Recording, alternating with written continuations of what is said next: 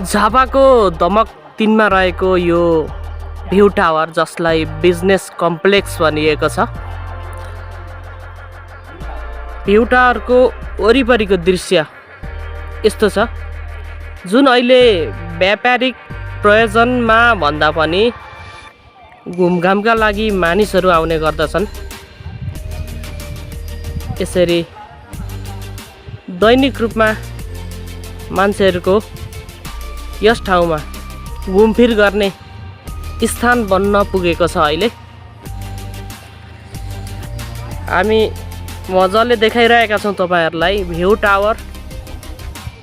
प्रधानमन्त्री केपी शर्मा ओलीले केही महिना अगाडि मात्रै उद्घाटन गरिसक्नु भएको थियो। अहिले भने कुनै युजमा आएको छैन भन्न सकिन्छ।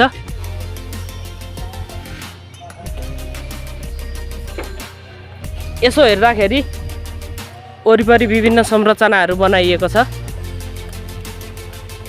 सफा छ, तर प्रयोगमा आएको छैन। यसलाई अब के गर्ने कसो गर्ने अन्यलमा छ। यस्तो अवस्था छ है त।